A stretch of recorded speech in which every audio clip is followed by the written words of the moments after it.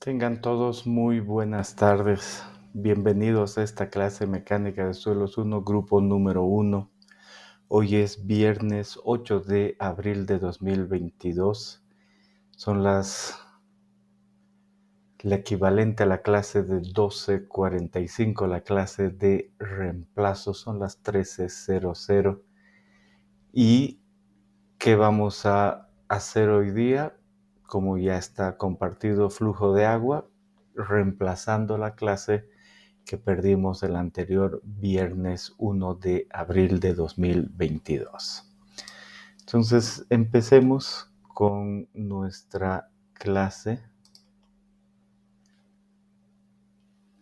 y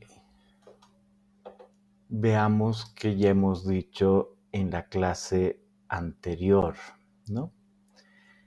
En la clase anterior simplemente dijimos, este es nuestro contenido de la materia.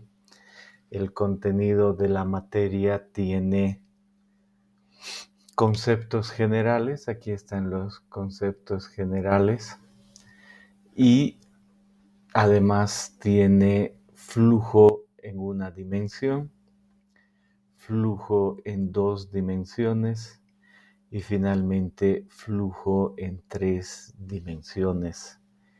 Ese es el contenido que nosotros tenemos, ¿no? Y en ese sentido,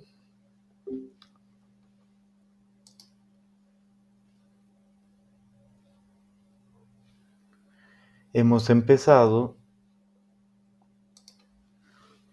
viendo los aspectos generales. Hemos hablado en detalle del ciclo del agua que se muestra acá, luego de la ocurrencia del agua en el subsuelo, del agua vadosa, del agua freática, del nivel freático, y detallado ese nivel freático en esta figura, entendiendo bien lo que representa, y en la zona vadosa el ascenso capilar y por debajo el agua freática, y además las cargas, que es la altura total, la diferencia de alturas, el gradiente hidráulico, la presión de poros. Esa ha sido nuestra primera clase. Y en esta segunda clase queremos mencionar que el movimiento de agua puede darse en una dirección o puede darse en 2 o en 3 direcciones. Si se da en una dirección, estamos realmente hablando de esto. ¿Qué es esto? Un permeámetro. En otras palabras, nosotros ponemos el suelo y conseguimos que el agua pase de un lado a otro, y al moverse por el agua va en una dirección, movimiento en una dimensión. Y al respecto vamos a entender detalles. Y por el otro lado está las 2 dimensiones o las 3, una presa como esta muestra ese tipo de movimiento. Se ha construido la presa, aquí hay agua, entonces uno puede esperar movimiento en 3 dimensiones. Pero bueno, lo más común es 2 dimensiones. ¿En qué sentido? Que uno haga, por ejemplo, ahí un corte y no necesariamente a esto le corresponde esto, pero nos imaginamos que se da eso, el agua a un lado, al otro lado un nivel muy bajo, una serie de suelos entre medio, y ahí decimos nosotros el agua va a un lado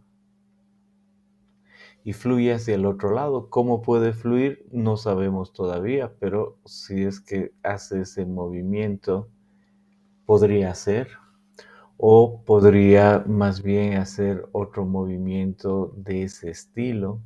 No sabemos. Pero qué interesante que cuando se mueve así, y esta presa es muy larga, ¿no? La que vemos acá, simplemente está asociado con que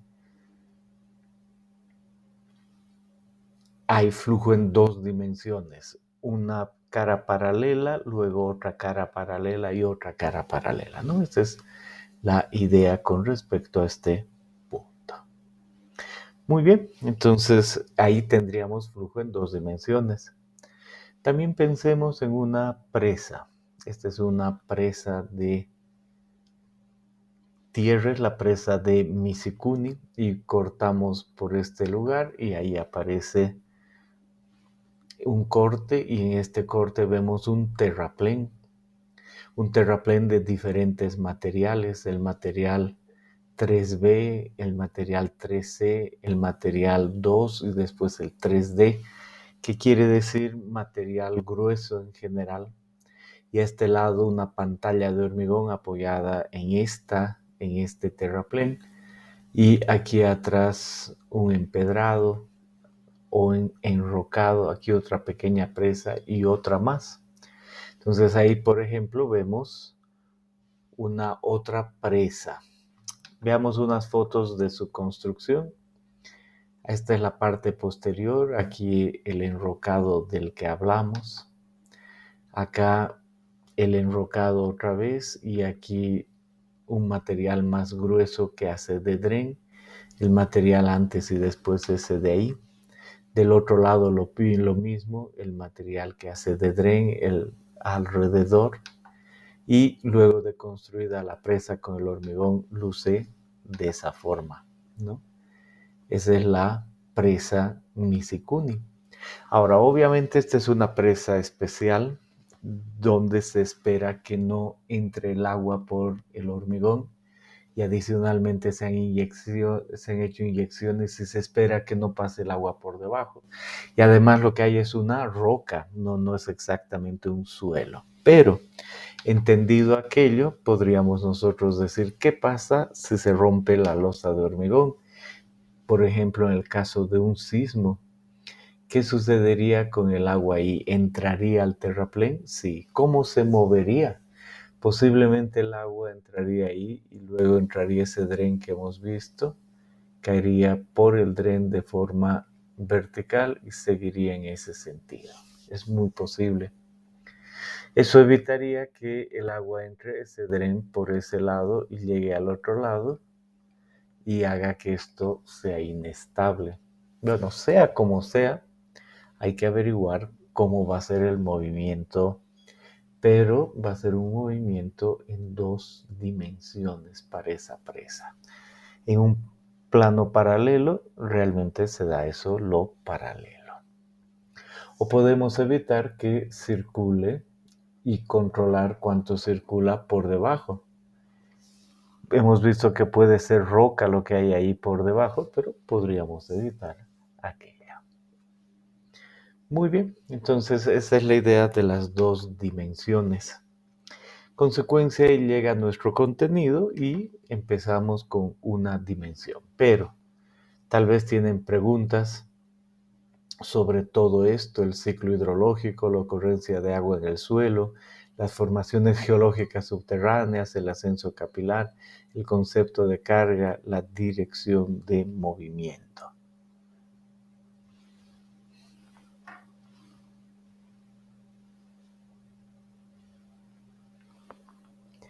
Pueden en este momento hacer cualquier pregunta.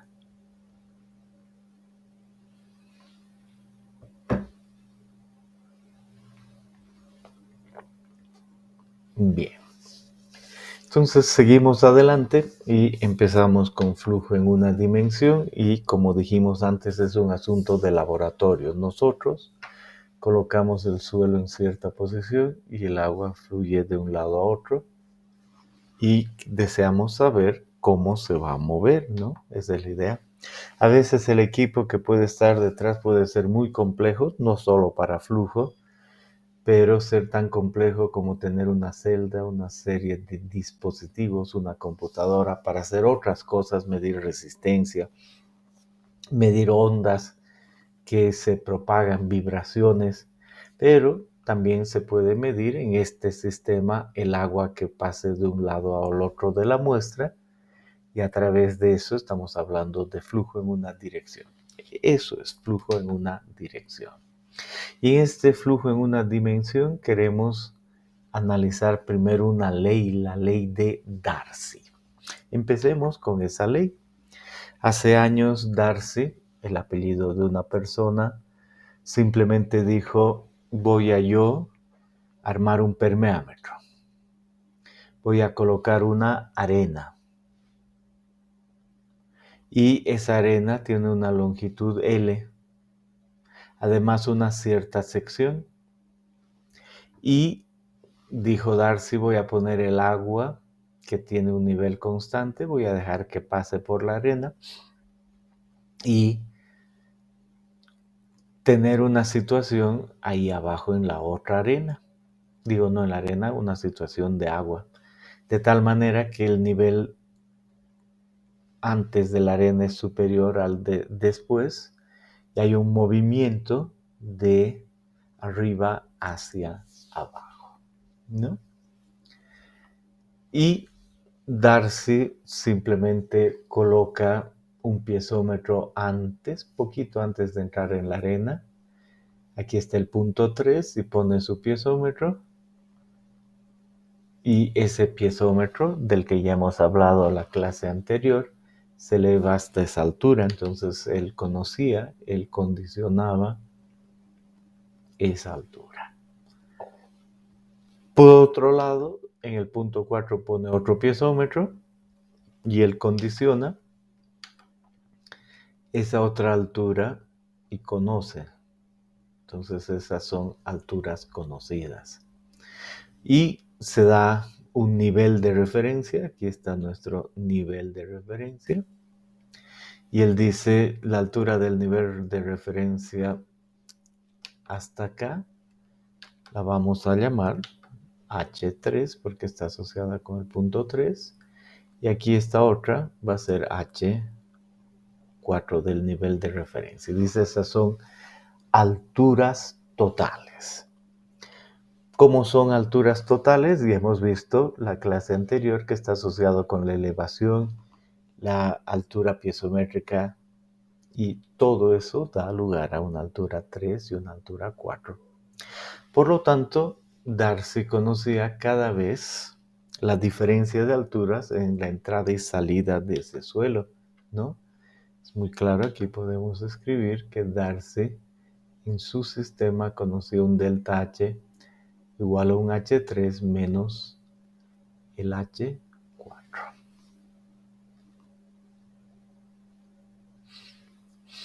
¿Qué otra cosa sabía Darcy?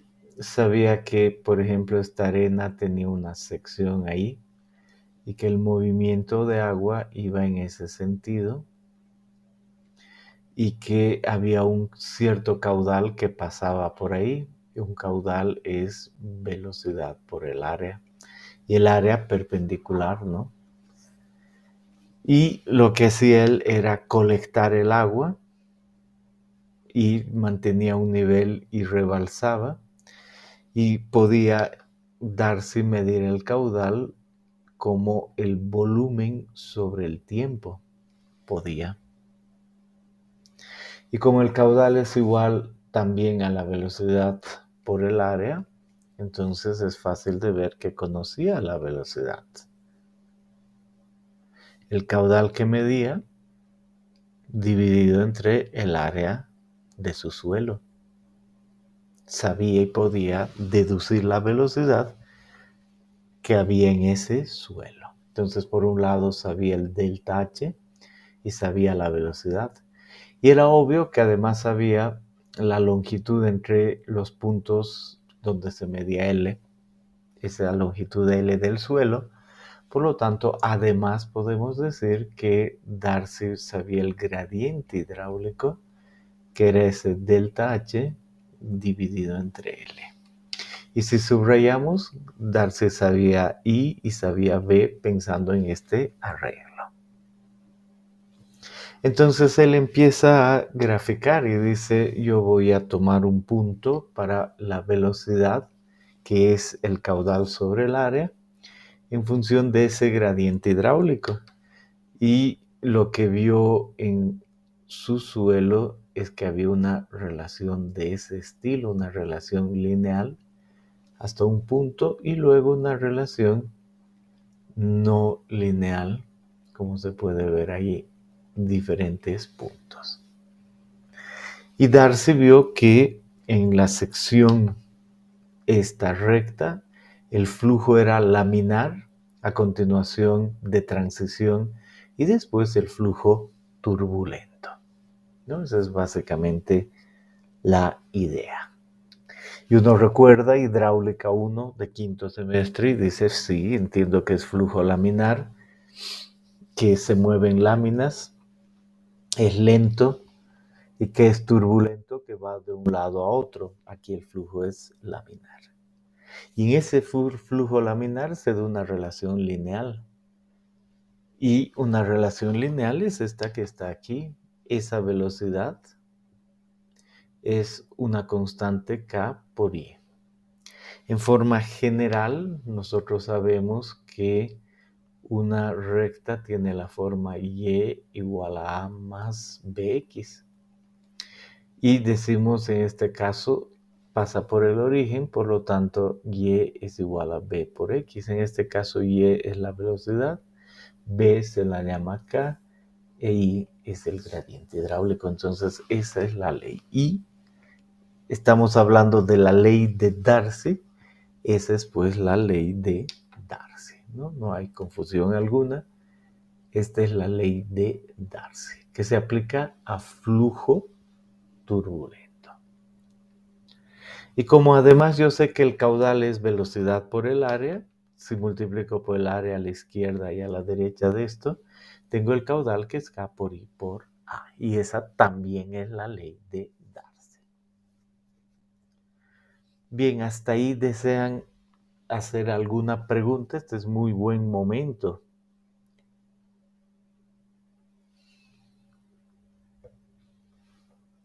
K e I son ya coeficientes de Darcy. K evidentemente es solo la pendiente, ¿no? B en una recta y E. Este B no es nada más que la pendiente de una recta. Entonces, si la recta es Y en función de X y pasa por el origen, esa ecuación se reduce Y igual a B por X. Y ese B, si es que yo pienso en dos puntos aquí, es una línea recta. Entonces ahí hay un ángulo asociado y la tangente de ese ángulo es B. Y a la tangente de ese ángulo ahora le ponemos un valor en lugar de B, K, nada más. Y B es igual a K por I. Esta línea recta es una ley y esa es la que se llama la ley de Darcy. Y esa misma ley puede expresarse de esta otra forma, pero es la misma ley, caudal igual a K por I por el área. Esa era la pregunta. Ah, sí, está bien, estaba confundida con algunas cositas. Ya, está bien, gracias. Muy bien.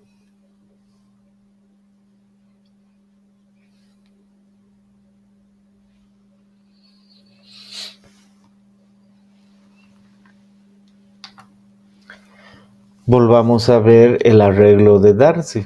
Y otra vez aquí arriba, la idea de que V es igual a K por I, y esa es la ley de Darcy, y que el caudal es K por I por A, la ley de Darcy. Y hemos dicho que él conocía el delta H y conocía el L, por lo tanto sabía que el gradiente hidráulico era el delta H, el H3 menos el H4 dividido entre la longitud. Por lo tanto, esta relación, la misma ley de Darcy, puede ser escrita como caudal es igual a K por delta H, H3 menos H4 sobre L por el área. Esta también es la ley de Darcy. ¿De acuerdo? Muy bien. Hemos dicho que esa ley es válida cuando el flujo es laminar, flujo laminar, hay siempre una sección de transición y luego el flujo turbulento. Y hemos aprendido en hidráulica que eso está relacionado con el número de Reynolds. Reynolds 1 o Reynolds 12 hace esa diferencia. Y aquí algún autor se ha pasado el trabajo de relacionar ese número de Reynolds con la velocidad, esa que hemos visto B, en centímetros por segundo, esa es la velocidad de descarga, en función del tamaño promedio de las partículas de suelo. Y ahí decimos, imaginémonos que ese tamaño es 1, que la velocidad es esa, 0,0234,5 centímetros por segundo. Entonces estamos acá.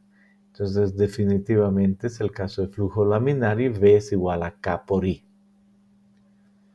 Y digo, ¿será un caso especial? Y la respuesta es no, no es un caso especial, es un caso general. Hay muchas veces que sucede eso en los suelos y de hecho la mayoría de las veces sucede eso en los suelos. ¿De acuerdo? Muy bien.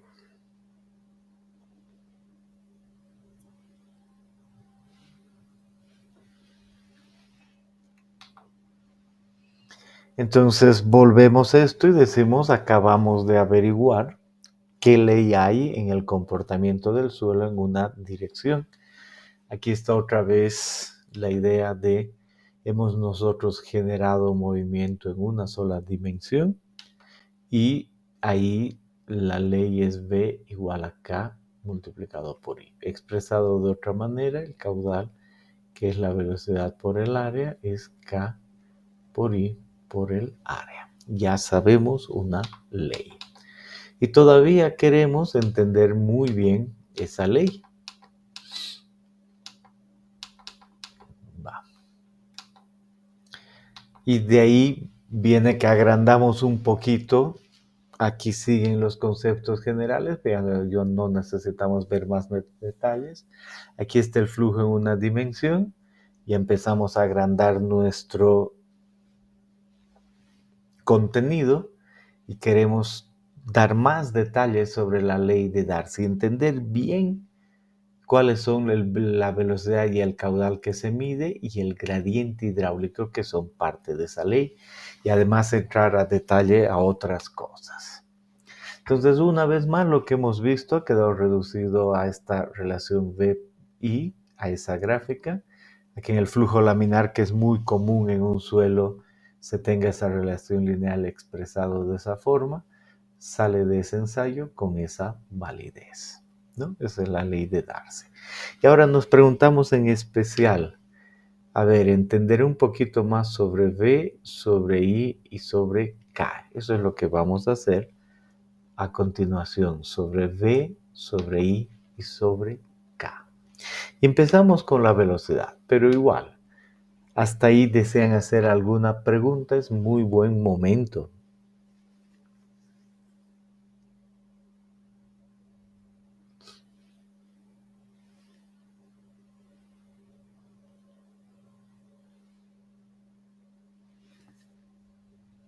Bien. Entonces, hablemos más sobre esa velocidad. ¿Qué tenemos aquí? Un suelo que en un permeámetro, ya tiene movimiento horizontal, no vertical, válido. A la izquierda tenemos un cierto nivel dado, a la derecha otro nivel dado, y va a pasar agua de izquierda a derecha. Y al pasar agua de izquierda a derecha, entendemos que aquí hay un punto de entrada y aquí, a este otro lado, hay un punto de salida. Y suponemos que hay una distancia entre estos puntos, una distancia L, y le toma a una partícula llegar de un punto al otro un tiempo t. Por lo tanto, inmediatamente digo hay una velocidad que es L sobre t. La distancia sobre el tiempo hace una velocidad promedio. ¿Verdad que sí? Y además yo sé que el caudal es igual a esa velocidad por el área. Y entiendo que esa velocidad es promedio L sobre t.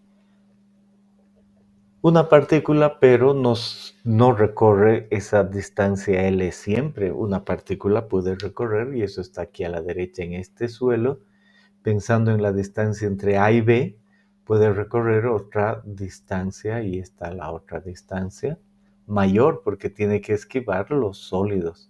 Entonces, estrictamente, hace un mayor recorrido, y cada partícula hace un recorrido diferente.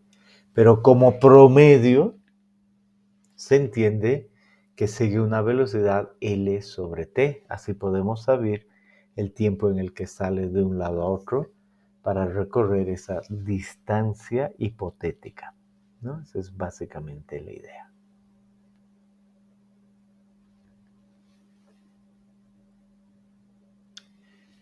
Bien, ¿qué otra cosa puedo decir al respecto?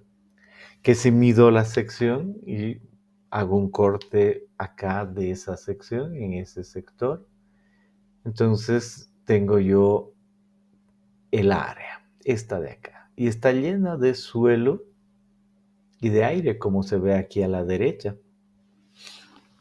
Pero el área que he considerado acá era el área total. Y yo sé que el caudal es lo que está aquí, es la velocidad por el área, es correcto, una velocidad promedio por el área total.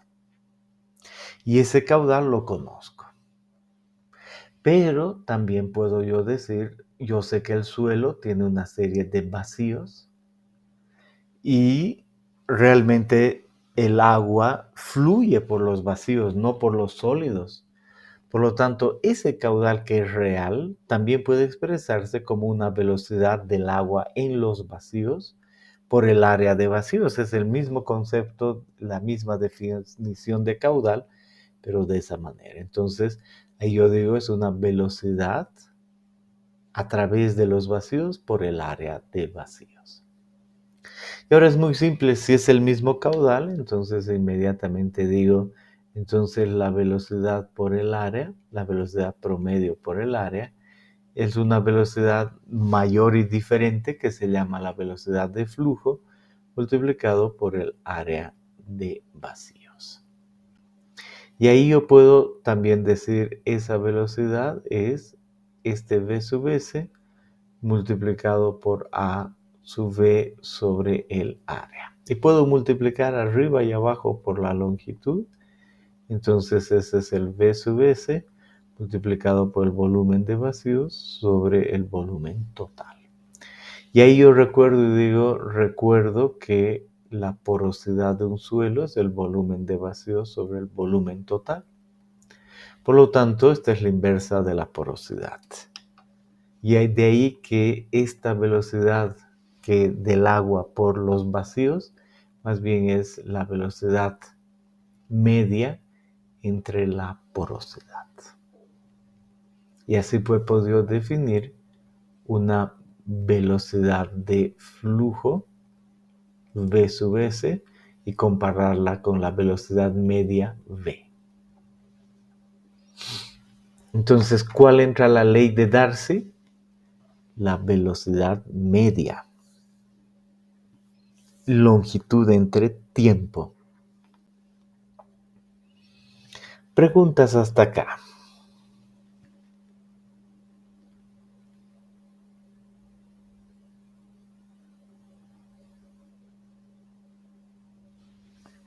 Bien. Enfaticemos ahora en el gradiente hidráulico. La ecuación ya la hemos visto, ya hemos visto eso ayer, ¿no? Hemos dicho que si tenemos dos puntos y en cada punto ponemos un piezómetro, el nivel de agua llega hasta cierto punto en uno y otro lado, y además yo sé que entre esos dos puntos la longitud es L. Por lo tanto, el gradiente hidráulico, denme un segundo, el gradiente hidráulico es la diferencia de alturas entre esos puntos, entre la longitud de esos puntos. ¿Y qué es lo que puedo ver? Es muy claro que si yo he escogido dos puntos, lo que realmente es HA y HB son alturas totales. Puedo tener un cierto nivel de referencia. Por ejemplo, si tomo esta línea de la presentación y digo, esta línea es mi nivel de referencia, es correcto.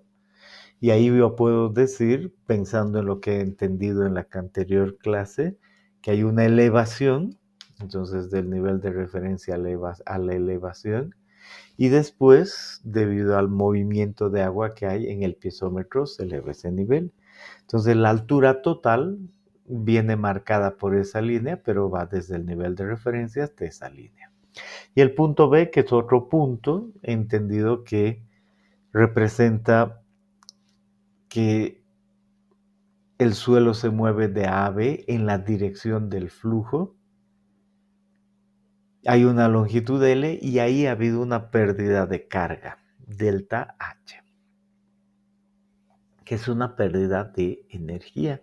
Y cuando llego a B, la altura total es menor. Entonces esa relación entre delta H y L es el gradiente hidráulico. Y no importa la posición y la orientación con la que se mueva, ¿no? Aquí tengo lo mismo, tengo el punto A y el punto B, la longitud L y otra vez un delta H. Entonces igual el gradiente es lo mismo. Y si es que tengo este punto A y ese B, aquí hay un delta H y un L y la misma ecuación, esta de gradiente hidráulico. Delta H, la diferencia de alturas totales entre L.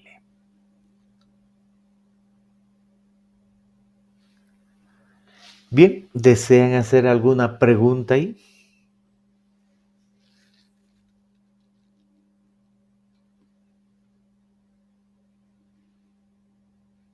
Bien.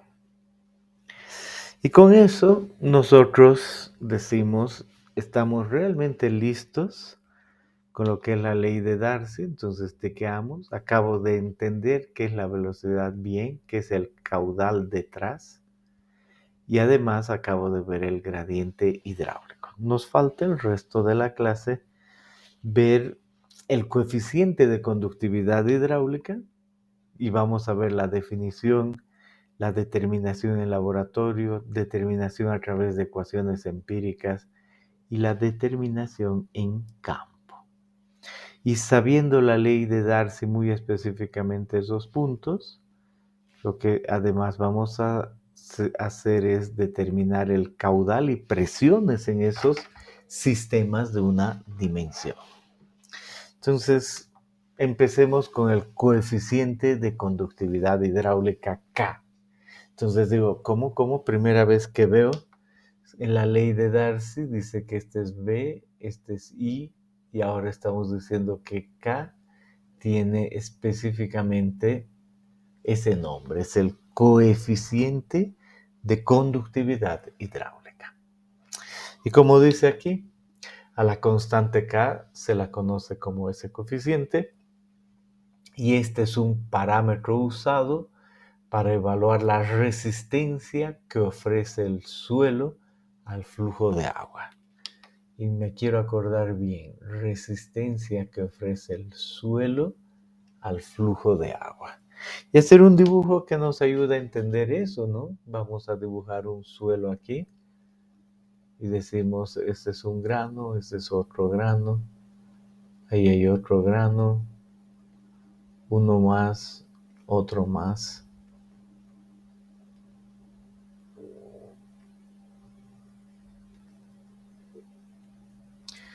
Y hay agua que fluye de un lado a otro.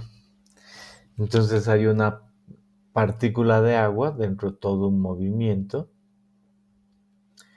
que va de un lado a otro y vamos a imaginarnos que sigue esa trayectoria, por decir algo, y sale al otro lado. Y aquí estamos diciendo que la conductividad hidráulica, la pendiente de la relación B en función de I, me avisa la resistencia que ofrece el suelo al flujo de agua. Y he entendido más o menos esa resistencia. Ahora, si yo cambio de suelo y en el nuevo suelo aparecen partículas más finas, y vamos a decir que esas llenan estos espacios vacíos, porque son más pequeñas, ¿no? Nada más. Entonces, ¿qué creen ustedes que va a suceder con la resistencia que ofrece el suelo al flujo de agua? Esa resistencia va a aumentar.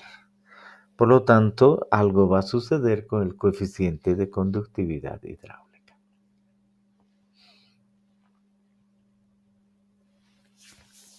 Este mismo dibujo nos ayuda a entender cómo influyen otros parámetros, por ejemplo, el tamaño de partículas. Si esto es más grueso o más fino, el agua circula de cierta manera con cierta oposición. Perfecto. Si es que se le aumenta más finos todavía, cambia el coeficiente. Por lo tanto, como acabo de decir, es obvio que el tamaño de partículas influye y además la gradación del suelo influye. Y cuántos vacíos para el mismo suelo, más denso, menos denso, es decir, el índice de vacíos también influye en la resistencia que ofrece el suelo al flujo de agua y luego la textura y rugosidad de las partículas y la temperatura y viscosidad. De ahí viene todos esos términos y dice influyen en nuestro suelo, no hay duda alguna. El tamaño de partículas, la gradación del suelo, el índice de vacíos, la textura, la rugosidad, la temperatura y la viscosidad. Bien, entonces hasta ahí tienen una pregunta.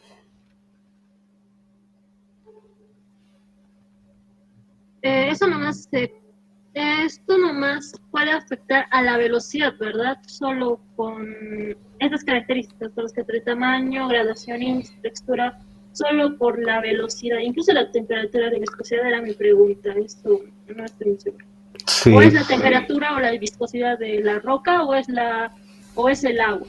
es del fluido.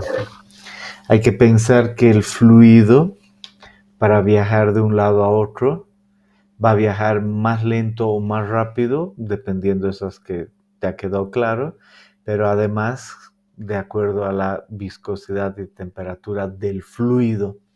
Si uno tiene agua o tiene petróleo, aceite, fluye de otra manera, entonces se refleja en el valor de K y a eso se refiere temperatura y viscosidad. Y lo que aquí estamos diciendo es que para un gradiente constante, dependiendo cuánto se opone el suelo, cambia la velocidad. Y esa velocidad es más lenta mientras K es más bajo y mientras haya mayor oposición al movimiento, ¿no? Entre todas esas características. ¿Alguna otra pregunta?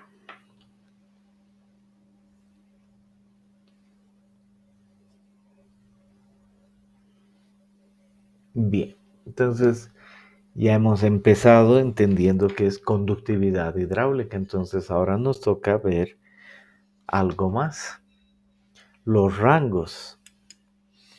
Y como ese K es por I e I es adimensional, delta H sobre L, entonces K tiene las mismas unidades que la velocidad.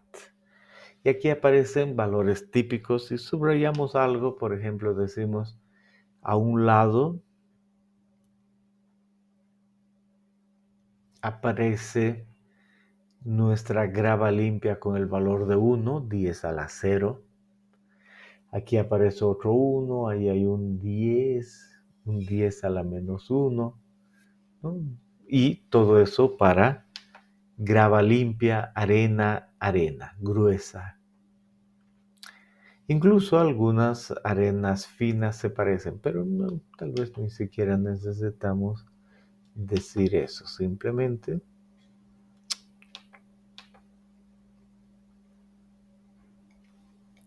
llegamos ahí. Y en el otro extremo, tengo una arcilla con valores 10 a la menos 10, 10 a la menos 6.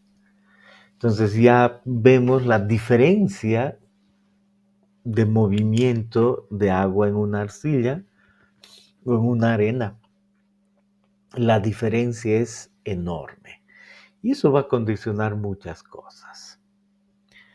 También queremos entender que existe el grado de permeabilidad y que ese grado de permeabilidad puede definirse como de permeabilidad elevada, media, baja, muy baja y prácticamente impermeable, y que, por ejemplo, prácticamente impermeable involucra un coeficiente de conductividad menor de 10 a la menos 7 centímetros por segundo, y que elevada es superior a 10 a la menos 1 centímetros por segundo. Solo son categorías que se dan para entender cuán fácil es que fluye el agua o no.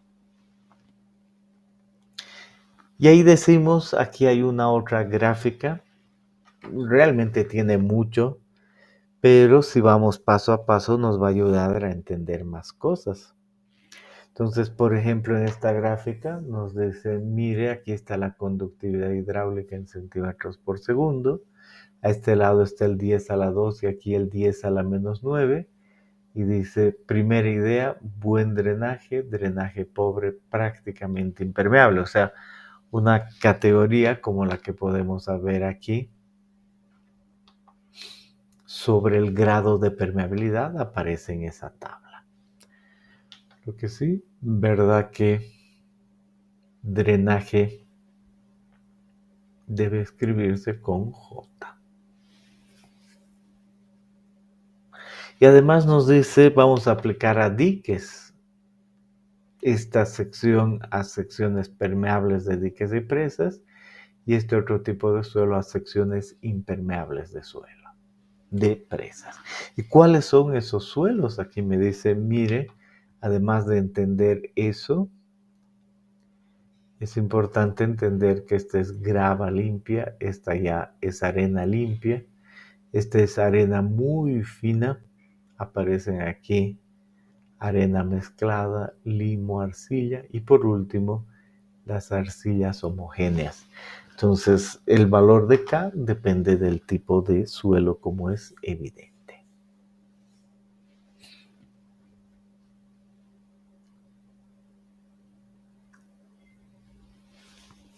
Bien, hasta ahí, ¿quieren hacer alguna pregunta?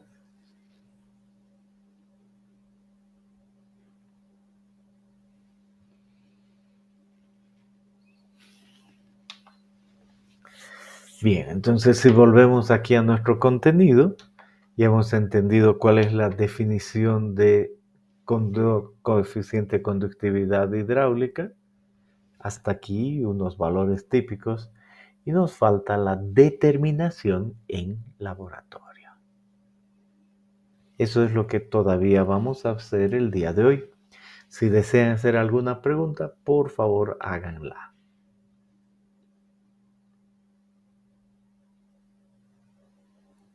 Mientras más fino sea un suelo, ¿será más impermeable, ingeniero, o hay casos especiales? Veremos aquí en esta gráfica muestra eso. Mientras más fino sea un suelo, el coeficiente es cada vez menor, evidentemente. Es cada vez menor mientras más fino sea el suelo, el coeficiente K.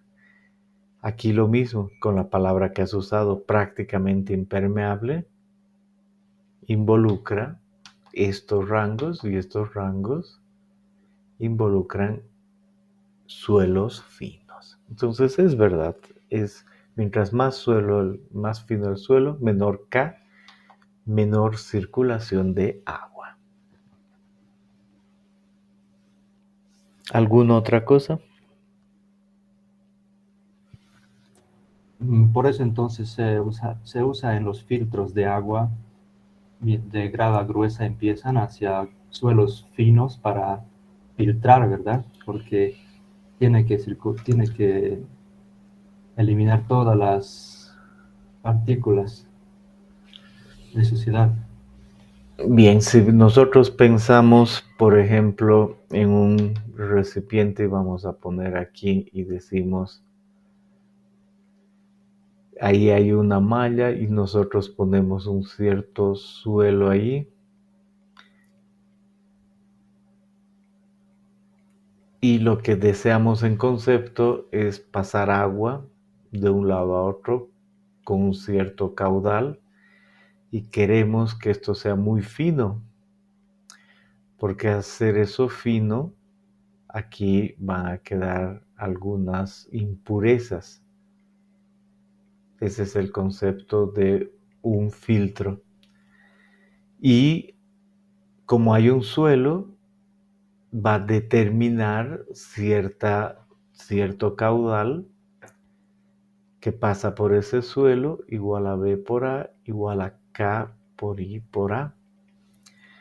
Si yo ahí pongo un suelo grueso, como el que es común ver en un filtro, entonces eso quiere decir que K va a ser alto, y cuando para un mismo gradiente hidráulico y la misma sección, para un K alto va a haber un caudal alto. Pero si es que yo cambio de suelo y digo, no, yo quiero que sea más fino para que ahí se queden partículas más finas y aquí hago que esté una arcilla, entonces K va a disminuir y para el mismo gradiente hidráulico y la misma sección, el caudal va a bajar. Pero puede bajar de tal manera que yo agregue y pasen años el agua de un lado a otro, porque es un suelo impermeable. Y en un filtro yo no quiero ese efecto.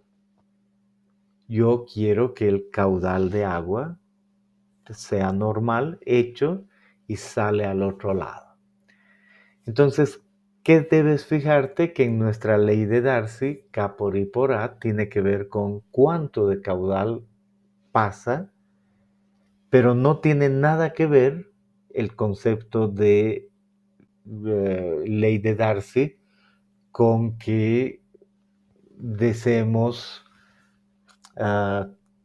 guardar o proteger de ciertas impurezas, ¿no? No, eso no está asociado con el caudal. Es solo que queremos proteger. Ahora, lo que sí está asociado con el caudal es más poros, más vacíos, mayor caudal, menos poros, menos vacíos, menor caudal, por la resistencia a fluir que depende de la granulometría, del índice de vacíos, de la distribución de tamaños, de la textura, de la rugosidad, de la viscosidad. Entonces hay que separar un poquito eso. No sé si he podido expresarme y has entendido. Sí, ingeniero, es porque hay más parámetros en esta ley, ¿verdad?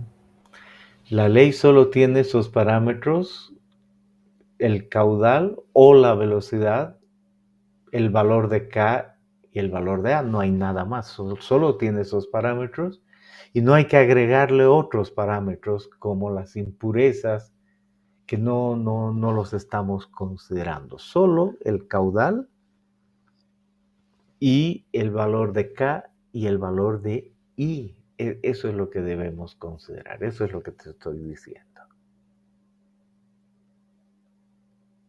Está bien, ingeniero.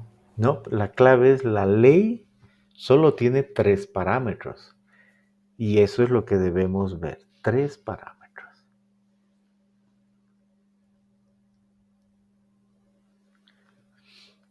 Bien. Vayamos al laboratorio. Entonces, ¿cómo determinamos el valor de K de una ley?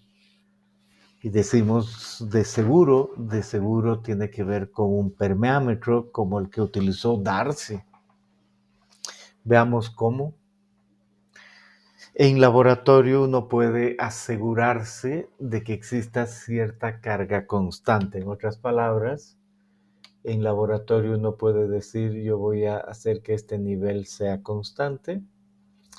Voy a hacer que pase el agua de un lado a otro. Ahora me estoy trancado, creo. Ya, está bien. Voy a hacer que pase agua de un lado a otro.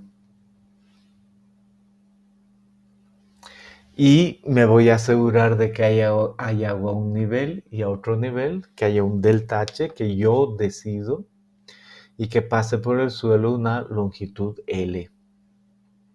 Y yo voy a conocer el gradiente hidráulico en laboratorio delta H sobre L y va a ser constante durante todo el ensayo. Ahora, lo que yo no quiero es tener problemas con erosión de mi suelo. Por lo tanto, antes y después se pone una piedra porosa, se llama una piedra porosa, para que el agua pueda pasar tranquilamente, pero que el suelo no se lave. Pero eso es otra cosa, eso es para impedir que el suelo se lave. La ley de Darcy va a seguir siendo aplicada. Y otra cosa, yo además voy a tener el medio para que el agua rebalse un solo lugar y en un recipiente graduado voy a poder ver el volumen y el tiempo que ha transcurrido para llenar ese volumen, entonces voy a saber el caudal. Entonces el caudal también conozco en un suelo donde quiero medir K. Y ahí digo, se aplica la ley de Darcy, porque es una dimensión y si bien puedo hacer verificaciones de velocidad de flujo laminar, normalmente no se hace y se dice directamente la ley de Darcy QK por I por A. O como el caudal es el volumen sobre el tiempo, igual aquí aparece el volumen y el tiempo, ese es el caudal por K por I por A.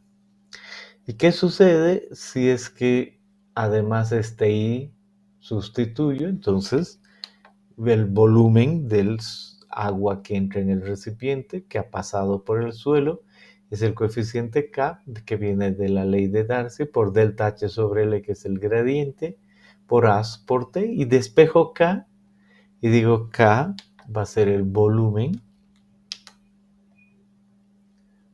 de agua aquí, ¿no? Eso es clave, ahí está el volumen que ha entrado en un cierto tiempo. Entonces el volumen y el tiempo entran ahí. Adicionalmente veo yo la longitud, aquí está la longitud de ese suelo, el delta H, ahí está el delta H y además el área del suelo. En este sentido perpendicular ahí es el área. Entonces ahí está el área. Consecuencia, en un ensayo de laboratorio de carga constante donde se cumple esto, yo puedo medir K en laboratorio.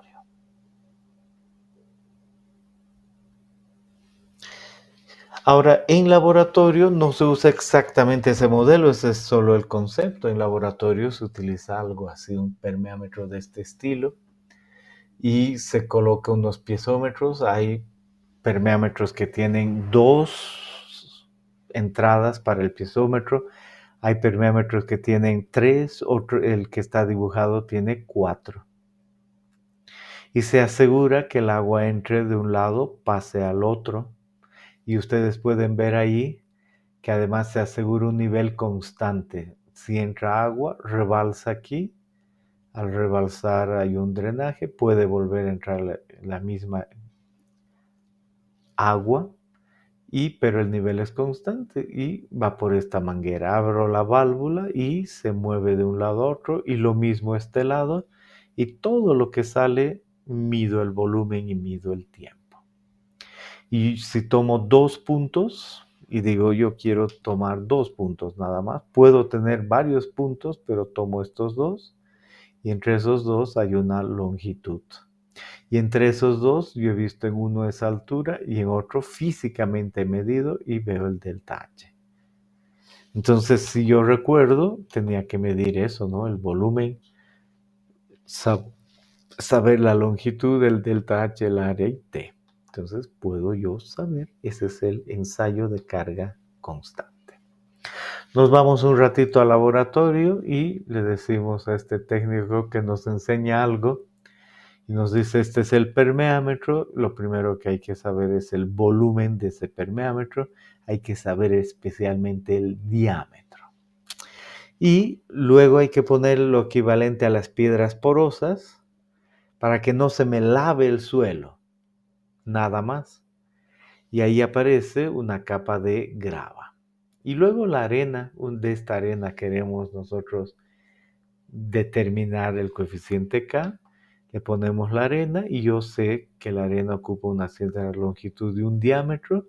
Sé además la masa del permeámetro, la masa de la grava y también la masa de la arena.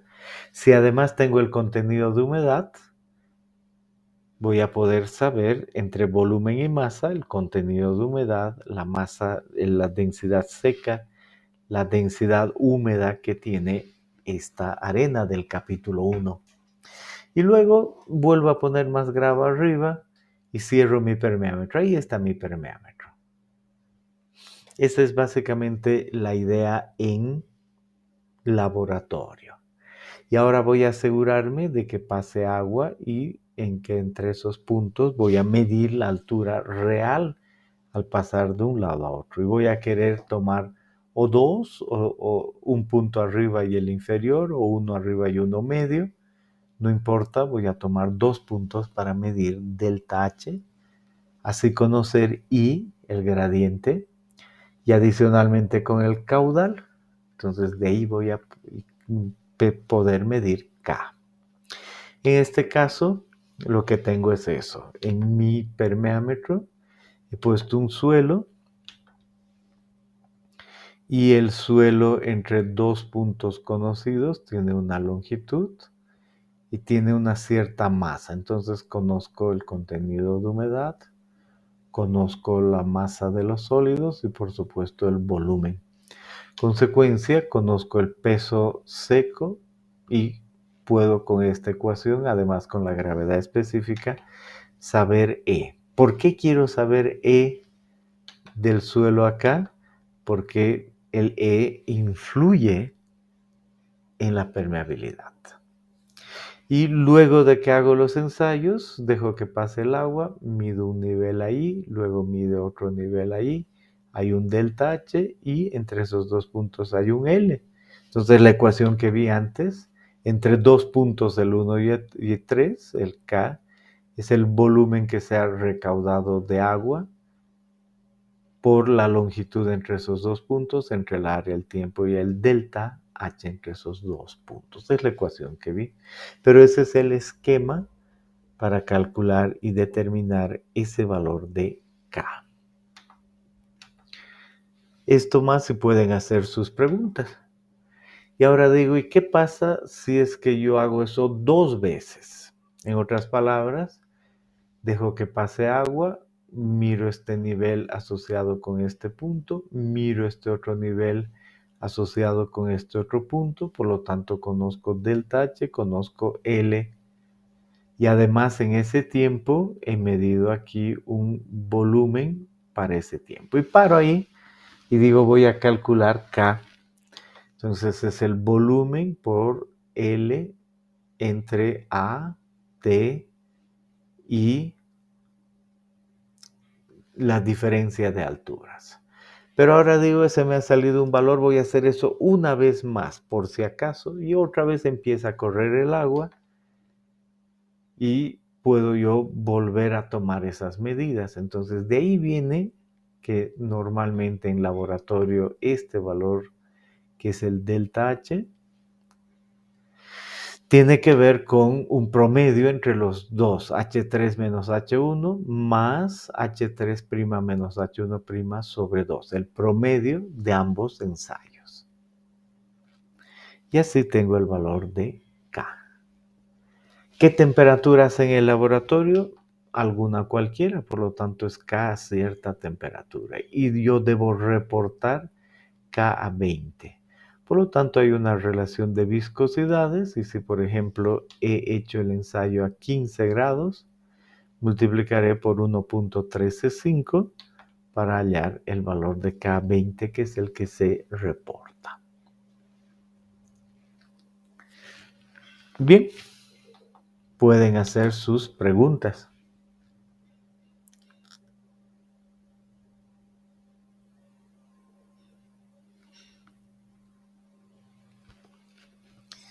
Pensemos ahora en otro caso, el caso de también un suelo aquí y un suelo que además tiene piedras porosas, pero es un suelo más fino.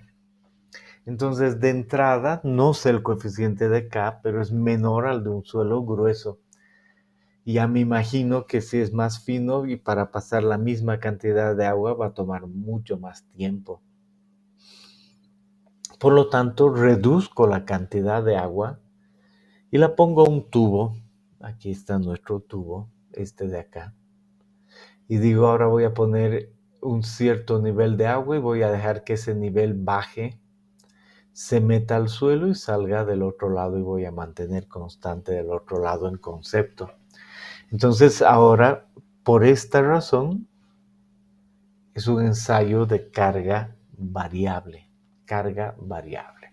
Entonces en algún momento la altura fue esta y terminó acá. Entonces en algún momento hay un H1. Pero después el valor está aquí, entonces hay un H común y acaba en S con H2, carga variable. Entonces, o el delta H. Y ahí digo, muy bien, ahora yo quiero saber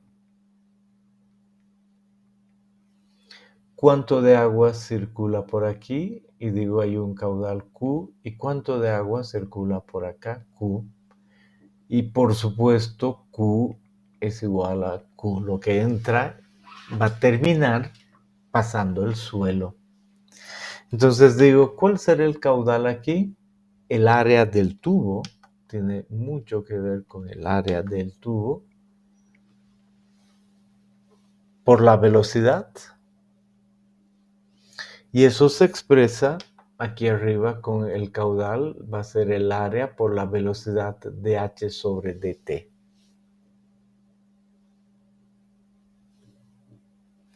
¿Y cuál va a ser aquí el otro caudal, el que pasa por el suelo?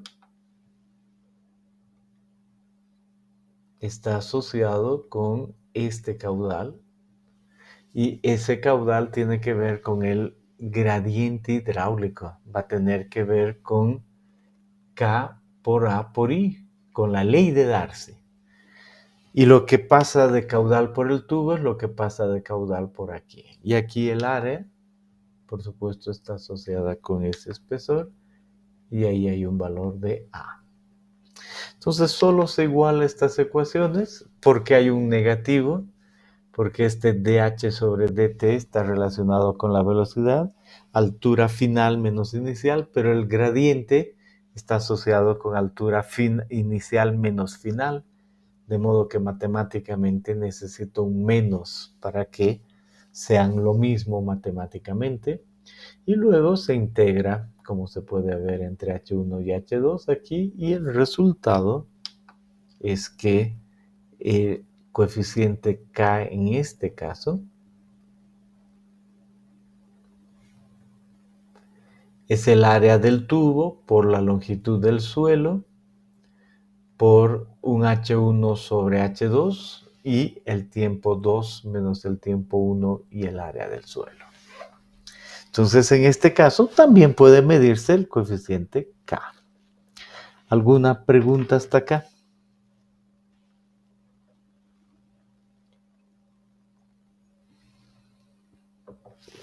Bien. En laboratorio, ese era el concepto, el arreglo más o menos luce así.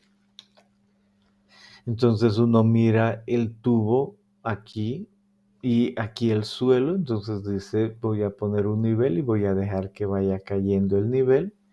En un momento con respecto a este hay un delta H, y en cualquier momento el inicio H1 y el final H2, como hemos visto, y esta es la ecuación que va a permitir hallar K.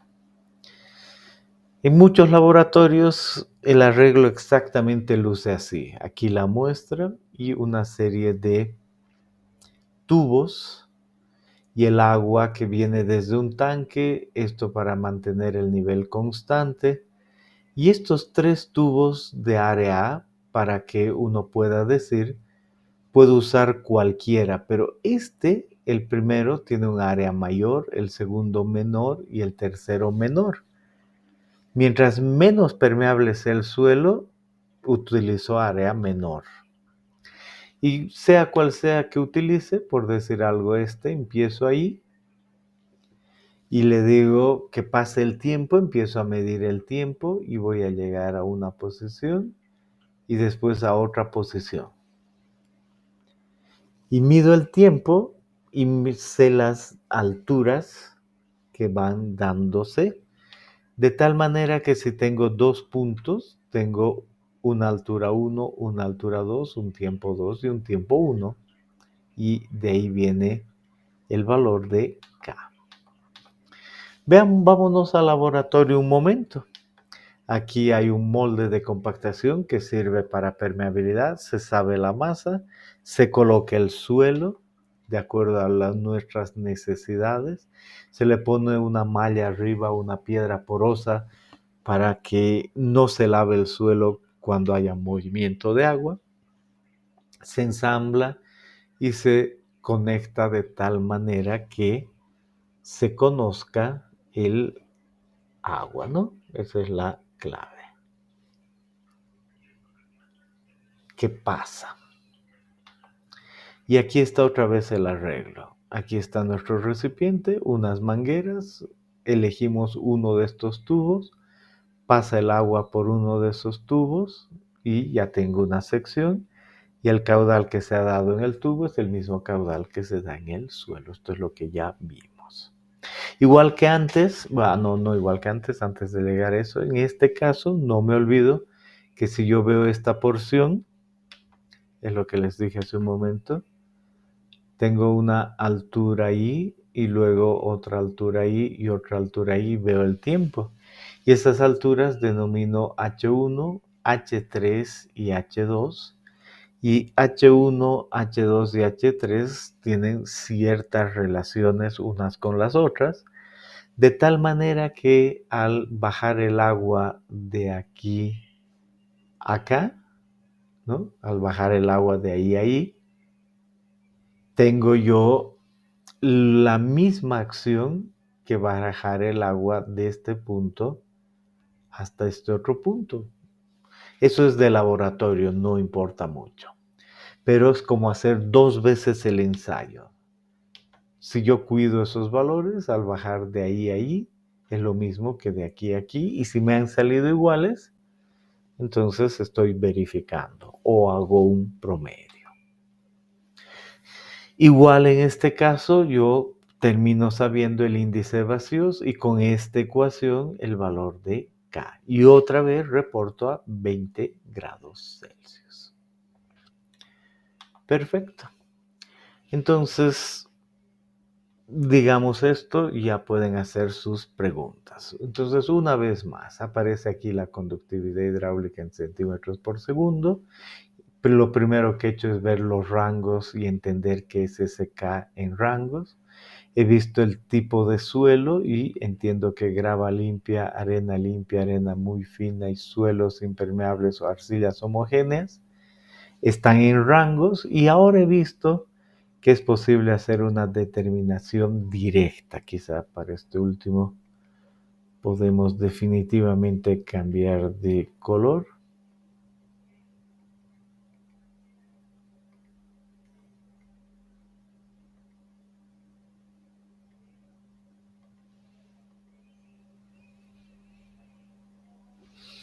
Y decimos permeámetro de carga constante en este rango. Luego, permeámetro de carga variable en este rango. Entonces, ¿cuál es la diferencia? La permeabilidad. El tipo de suelo determina el permeámetro que voy a elegir tal cual he entendido, ¿no? Esa es la idea, el tipo de permeámetro. Y por último, hay aquí algo que dice prueba de carga constante en celda triaxial asociado con permeabilidades aún menores. En ese caso hay que recurrir a una celda triaxial, poner el suelo. Uno puede controlar la presión lateral, pero también puede controlar la presión que hay arriba, la presión que hay abajo, y realmente puede saber el delta H exacto, y por supuesto que tiene la longitud de la muestra, tiene L. Pero no solo eso, este equipo además permite ver el volumen de agua que sale. Entonces permite ver el volumen en función del tiempo, por lo tanto el caudal. ¿Cuál es la diferencia con el resto? Que esta es muy precisa. Poquito de agua porque es muy poco permeable, pero puedo terminar midiendo lo mismo. Y en eso que es lo mismo, puedo medir permeabilidades tan bajas en el rango más bajo de suelos. Esta gráfica está al final de su texto, pero nos ha ayudado hasta ahora a entender bien qué hacer. Entonces, con eso dicho, ¿alguna pregunta?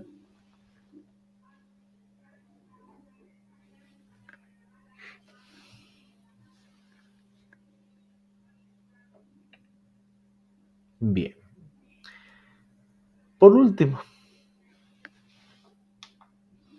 un pequeño ejemplo, el 4.1, en el que dice, mire, aquí va a encontrar, ya ustedes lo leen con calma, aquí va a encontrar los datos que involucran un ensayo de ese estilo. Cuánto de agua, en qué tiempo, cuál es la longitud entre dos puntos, cuál es el delta H para hallar K.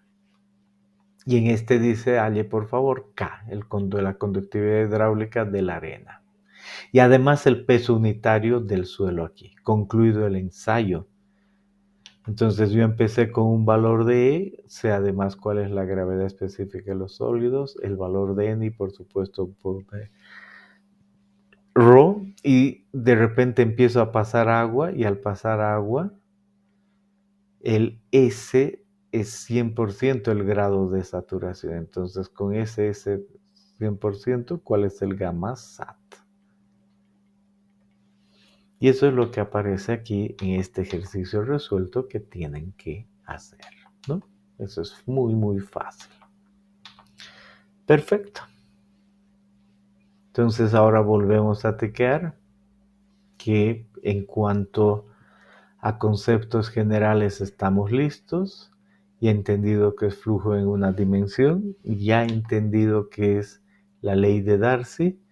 Además, la velocidad y caudal en la ley de Darcy, el gradiente hidráulico, la definición de conductividad hidráulica y adicionalmente la determinación de laboratorio. La siguiente clase, que es de aquí a 1 hora y media, vamos a ver la determinación a través de ecuaciones empíricas y la determinación en campo. Perfecto. ¿Desean hacer alguna pregunta?